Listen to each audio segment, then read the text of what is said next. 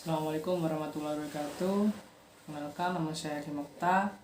Nomor NIM saya 201064107 dari Teknik Mesin 2020. Saya di sini akan mempresentasikan tentang makalah termokimia. Dan saya berasal dari kelompok 3. Kelompok 3 yang berisikan anggota Hakim Mokta, Nova Afrikan Ardani, Ferdi Irawan, dan Mohakiki.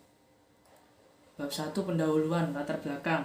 Dalam makalah ini kami mengambil tema mengenai termokimia. Kami memiliki tema ini karena kami rasa materi ini sangat penting untuk dipelajari. Tujuan penulisan untuk mempelajari konsep dasar termokimia, untuk mempelajari materi-materi yang terkait dengan termokimia, memahami tentang termokimia lebih dalam. Bab 2, isi konsep dasar. Termokimia adalah ilmu yang mempelajari hubungan antara energi panas dan energi kimia. Sedangkan energi kimia didefinisikan sebagai energi yang dikandung setiap unsur atau senyawa.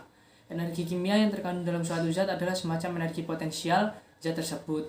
Energi potensial kimia yang terkandung dalam suatu zat disebut panas atau entalpi dan dinyatakan dengan simbol H. Selisih antara entalpi reaktan dan entalpi hasil pada suatu reaksi disebut perubahan entalpi reaksi. Perubahan entalpi reaksi diberi simbol segitiga H.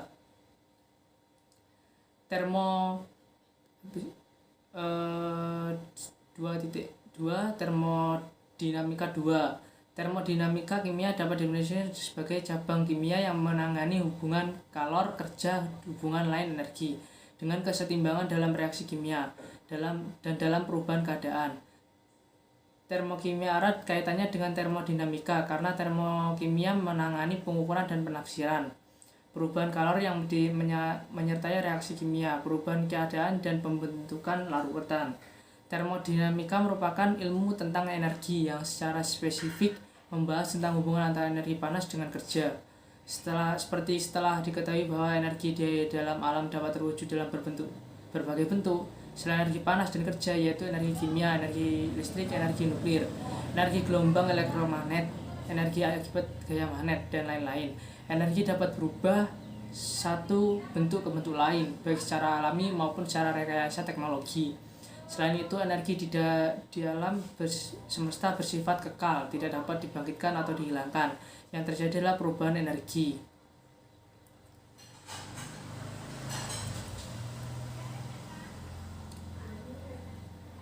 Tenaga daklil adalah jumlah tenaga kinetik dan tenaga potensial molekul-molekulnya. Pada gas sempurna, molekulnya tidak tarik-menarik.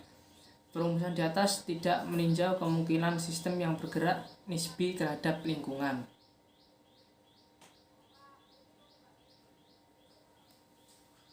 Warahmatullahi wabarakatuh. Perkenalkan, nama saya Ferdi Irawan, NIM 2010641009, Prodi Teknik Mesin kelas A. 2.3 Kalor reaksi. Perubahan energi dalam reaksi kimia selalu dapat dibuat sebagai panas. Sebab itu lebih tepat bila istilahnya disebut panas reaksi. Kebanyakan reaksi kimia tidaklah tertutup dari dunia luar. Bila temperatur dari campuran reaksi naik dan energi potensial dari zat kimia yang bersangkutan turun, maka disebut sebagai reaksi eksoterm. Namun bila pada suatu reaksi temperatur naik dari campuran turun dan energi potensial dari zat yang ikut naik dalam reaksi naik, maka disebut sebagai reaksi endoterm.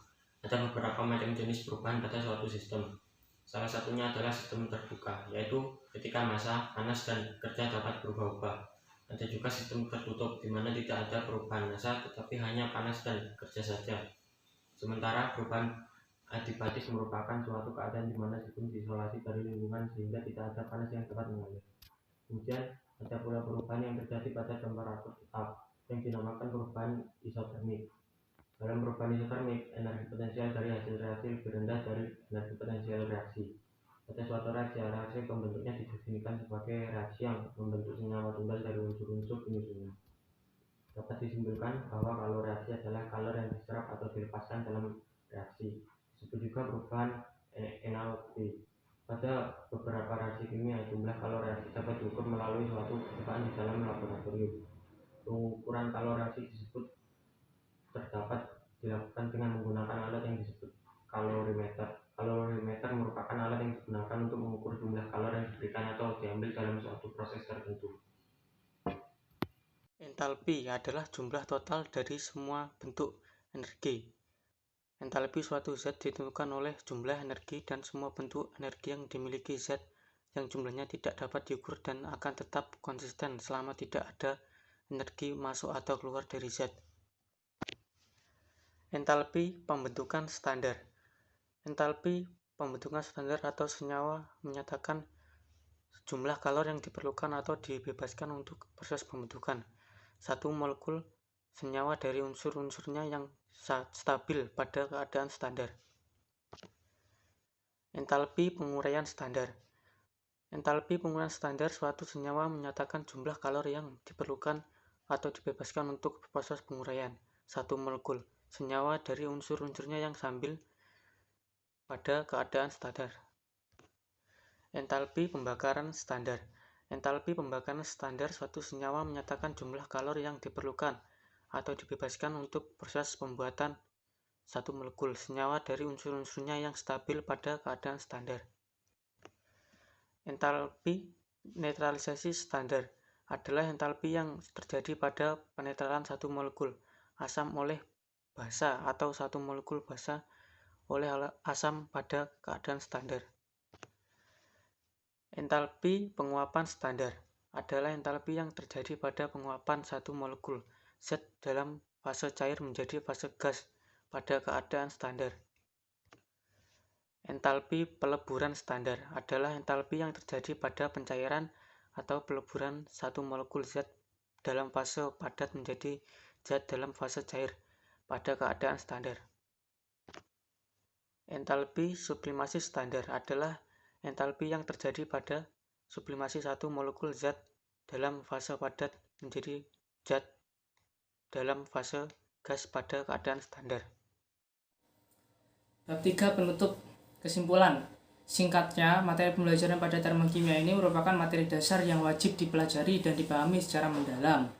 Materi yang secara umum mencakup termodinamika 1, kalor reaksi, kerja entalpi, kalorimeter, dan hukum Hess, penentuan DH reaksi, energi ikatan, dan jenis-jenis kalor merupakan materi-materi dasar dan pelajar kimia yang berguna untuk mempelajari materi selanjutnya yang tentu saja lebih rumit. Saran. Dengan adanya makalah sederhana ini, penyusunan mengharapkan agar para pembaca dapat memahami materi termokimia ini dengan mudah. Saran dari penyusun agar para pembaca dapat menguasai materi singkat dan makalah ini dengan baik, kemudian dilanjutkan dengan pelatihan soal sesuai materi yang berhubungan agar semakin menguasai materi. Terima kasih, kami dari kelompok 3 izin menutup presentasi ini. Terima kasih. Assalamualaikum warahmatullahi wabarakatuh.